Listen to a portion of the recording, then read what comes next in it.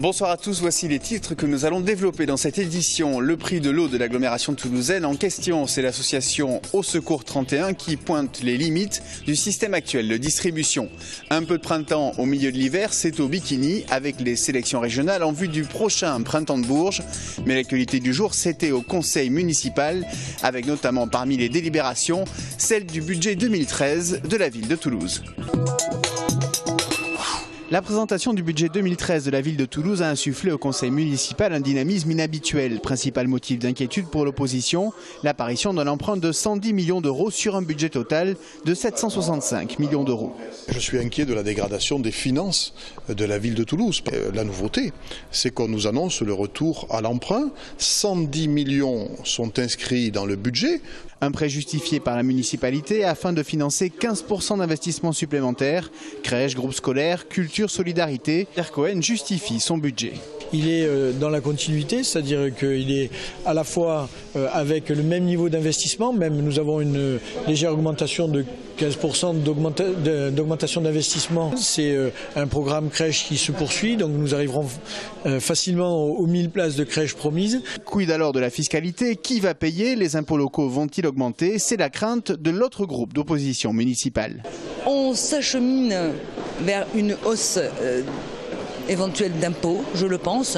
C'est pourquoi notre groupe préconise depuis plusieurs mois, dans le cadre de cette volonté de maintenir les investissements, d'avoir recours à l'emprunt populaire. Les deux groupes d'opposition qui pointent également l'augmentation du coût des employés municipaux chiffré à 4% par Jean-Luc Moudinque. Fiscalité et emploi, Pierre Cohen avance des garanties. L'imposition, cette année nous allons avoir un vote de 0% d'augmentation du taux. Sur le plan des emplois, je dirais qu'une chose, c'est-à-dire en 4 ans, nous avons créé 369 emplois qui peut être mis par exemple en miroir avec ce qu'ont fait mes prédécesseurs, rien que dans l'année 2007 où ils en ont créé 322. Avant de voter contre le budget, Jean-Luc Moudinque a comparé Pierre Cohen à un capitaine de bateau à la coque percée en allusion à la diminution de l'épargne municipale. La réponse vint de Régis Godec qui compara l'ancien maire de Toulouse à un navigateur solitaire sur un navire UMP éloigné des vents porteurs. Vivement le budget 2014, année d'élection municipale. Hommage aujourd'hui à Marie-Christine Laforgue, la conseillère générale du canton 1 de Toulouse, est décédée dans la nuit. De nombreuses institutions toulousaines ont tenu à souligner l'excellent travail de la vice-présidente du conseil général en charge de la culture, qui avait été réélue en 2011.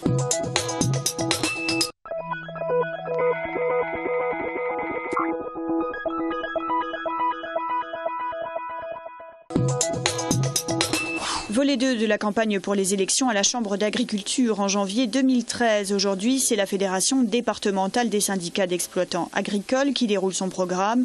Installation, perte de terre, problèmes d'irrigation et surtout les producteurs laitiers. Les problèmes ne manquent pas. Nous sommes en zone vulnérable, c'est-à-dire que les producteurs laitiers devront doubler leur stockage de purin et leurs dates d'épandage sont diminuées de moitié.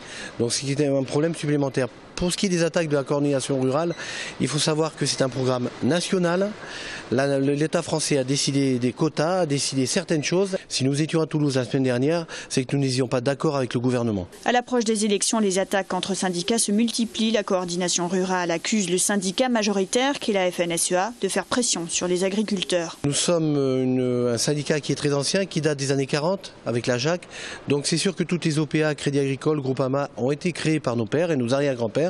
Il est évident que nous siégeons dedans, mais n'importe qui peut rentrer à l'intérieur. Quand j'entends la coordination rurale nous attaquer sur la SAFER, je suis choqué parce qu'à chaque comité technique de la SAFER siègent des membres du FDSEA, de la FDSA, des JA, de la coordination rurale, de la Confédération paysanne. Donc la décision se prend autour d'une table et personne n'est écarté s'il n'a pas la carte de la Fédé. Alors que les éleveurs laitiers voient leur activité diminuer de 3,4%, les ventes de céréales en revanche affichent une hausse de 26%. Le revenu des agriculteurs doit augmenter en moyenne de 4% en 2012. Suite à la commission consultative des services publics locaux qui s'est tenue le 6 décembre, Au Secours 31 a dressé son bilan sur la politique de l'eau et de l'assainissement menée par la communauté urbaine Toulouse Métropole. Un bilan plus que mitigé selon l'association. La mise en œuvre de l'avenant numéro 13 concernant l'eau sur Toulouse, qui date bientôt d'il y a 3 ans et qui permet d'exercer un contrôle plus strict sur le délégataire, c'est-à-dire sur Veolia.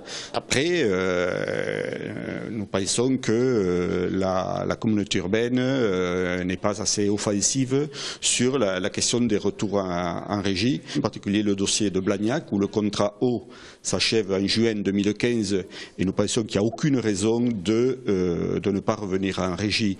Il y a aussi la question de Toulouse qui est pendante puisque l'audit eau sur Toulouse s'est conclu par certes une baisse du prix de l'eau mais un engagement quand même à poursuivre le contrat jusqu'en 2020.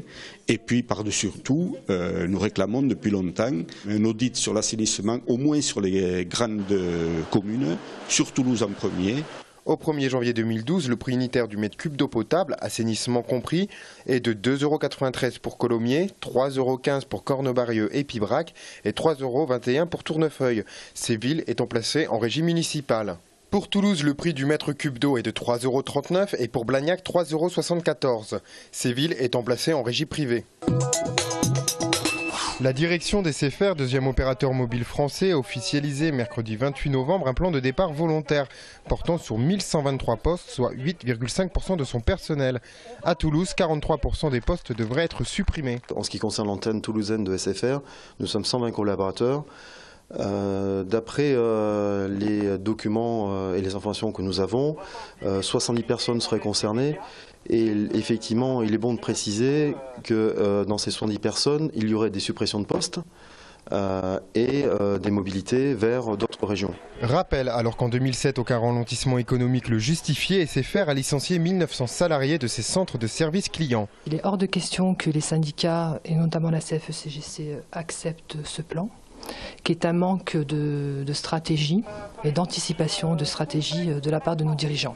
Le prochain CCE aura lieu le 19 décembre. Actuellement, les partenaires sociaux et la direction sont en phase de consultation.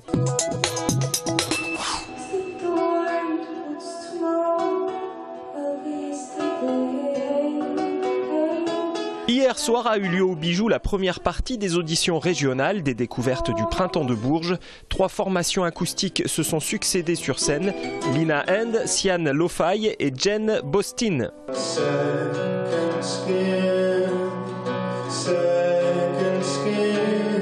Mon son est un peu mou, donc je me suis senti un peu mou.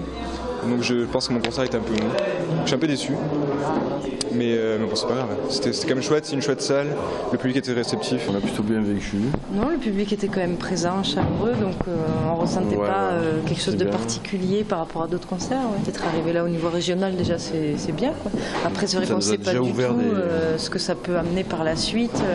Oui, il y a quelques ouvertures déjà. Ça nous a déjà amené une première partie des Milliers d'Oiseaux le 31 janvier à Castres, au Bois les Gazons.